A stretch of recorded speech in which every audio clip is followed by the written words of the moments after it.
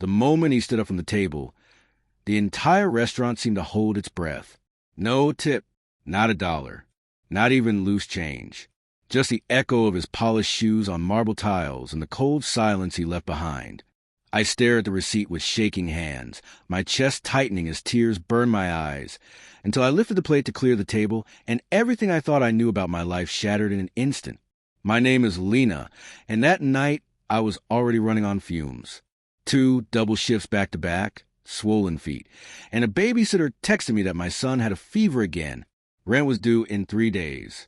I was a single mom, scraping by on tips and prayers, trying to smile through exhaustion. When the host whispered, "VIP guests, be perfect," I didn't know whether to feel lucky or cursed. He walked in a lone, tailored suit, watch that probably cost more than my yearly income, calm eyes that missed nothing. The manager hovered like a servant. "That's Mr. Hale," she murmured. "Billionaire. Founder. Be flawless." I was flawless. I refilled his water before he asked. I remembered his allergy. I brought the steak exactly medium rare. He barely looked at me, just nodded, scribbled notes on his phone, and ate in silence. 45 minutes later, he asked for the check. I set it down with a practiced smile and waited. He signed, stood, left. No tip.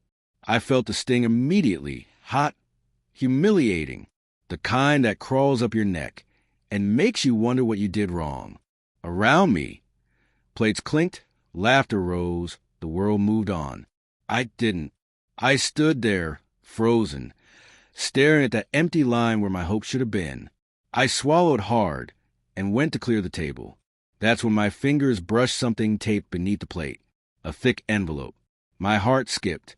I glanced around. No one was watching. I peeled it free and slipped it into my apron, my hands trembling like I'd stolen something.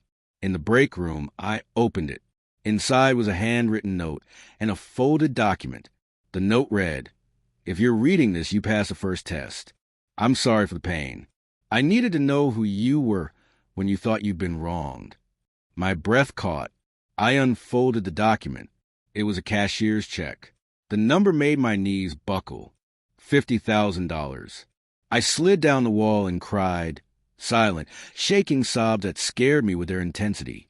Rent, medical bills, a car that wouldn't die on the highway, school supplies, safety. For the first time in years, the word felt real. But that wasn't the end. The next day, a black car waited outside the diner when my shift ended. A woman stepped out, immaculate and kind-eyed. "Lena," she asked, "Mr. Hale would like to speak with you." Every instinct screamed to run. Instead, I got in. His office overlooked the city like it owned it. He offered coffee. I declined. He studied me for a long moment, then said, "You didn't complain." "I did my job," I replied, my voice steadier than I felt. He nodded. 3 months ago, my company fired a woman for underperformance. Single mother. Excellent reviews. The manager who pushed it through pocketed bonuses by cutting staff. She took her life 2 weeks later. The room went silent. "I've been testing places he frequented," Mr. Hale continued, "watching how people are treated, watching who shows grace when they're hurt." My stomach dropped. "Why me?" "Because you didn't curse me," he said softly. "You didn't chase me down. You didn't humiliate yourself. You went back to work."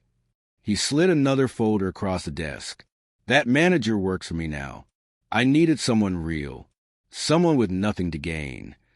The folder contained emails, financial records, proof of exploitation, illegal firings, wage theft. I felt sick reading it. "What do you want me to do?" I asked. He met my eyes. "Testify. Tell the truth. And let the world hear it from someone they can't ignore." The lawsuit exploded like a bomb. Headlines screamed corporate cruelty. Employees came forward. The manager tried to spin lies until my testimony aired. A single mom. A waitress. Calm. Unbreakable. Honest. He lost everything. Job. Reputation. Future. The night the verdict was announced, my phone buzzed. A message from Mr. Hale. "You didn't just survive. You changed the rules." He funded my education anonymously, covered my son's medical care, offered me a role in an employee advocacy program on my terms. Months later, I returned to the diner, not in uniform, but to say goodbye. The manager hugged me. The host cried. I left a tip so big it made the new waitress gasp.